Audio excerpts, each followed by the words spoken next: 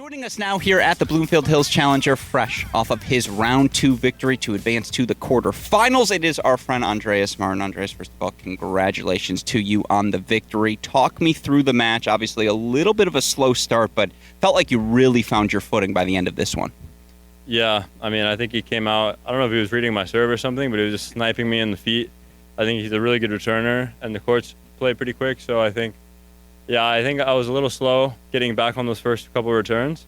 He got an early break, and then I kind of just took a deep breath, and I was like, okay, I'm going to commit to my game, play huge targets up the middle, and then try to spread the court when I could and hurt him.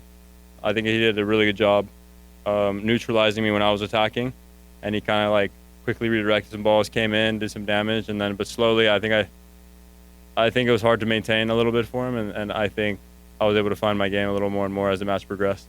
And as you identify your opponent's strengths, and felt like today, again, you talked about it, a lot of similarities other than the lefty-rightiness of it. He, too, wanted to spread the court, move the ball around, kind of work some openings. What do you think you did best to negate that today? It did feel like as the match progressed, we were playing much more on your terms than his. Yeah, I think he likes going cross-court.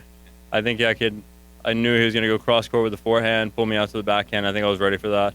And then he just has a laser beam of a backhand. He just snipes it across. So, I mean, I was really just watching those and not giving the other side, but I knew he preferred to hit those shots.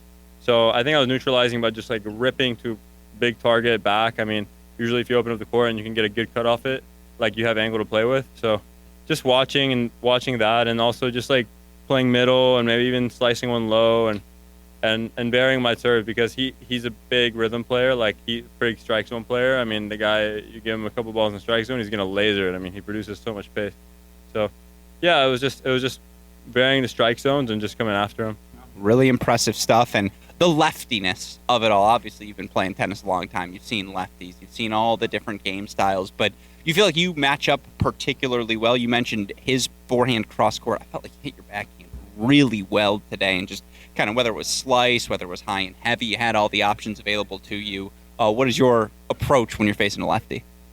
Yeah, you got to hit the backhand. I mean, if you start landing that short, I mean, really with anyone, even righties, right? They'll find their inside out, but it's the same concept. You got to hit that.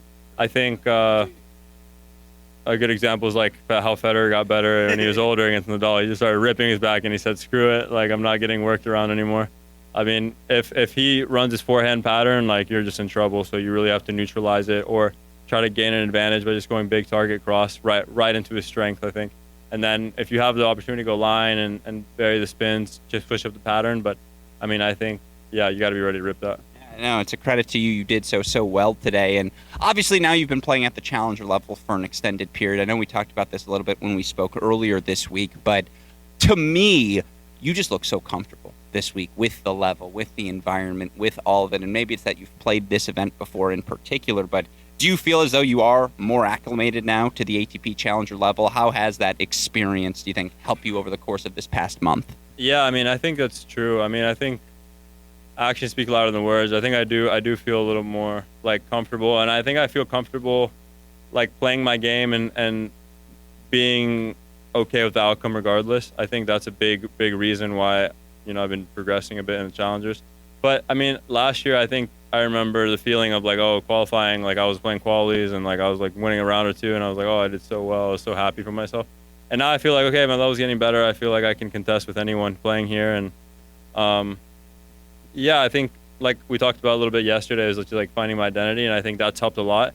And I've already played some of these guys before, so it's okay, I know I can compete here. I know I can do well. And the environment helps, because I think having almost a home crowd advantage is nice. So a little bit of everything, yeah.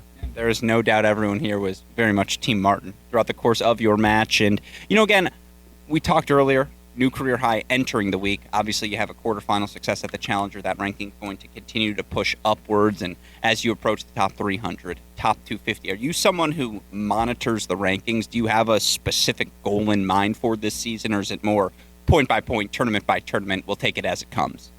Yeah, I mean, I think a month ago, I was really watching the rankings. when I broke top 400, I was oh, I actually kind of cared a little bit, because when you're 400 to 600, I mean, really when you top 300, you start making some challengers main draw. Now I was like, oh, like, you know, a couple spots here and there might get you in the main draw.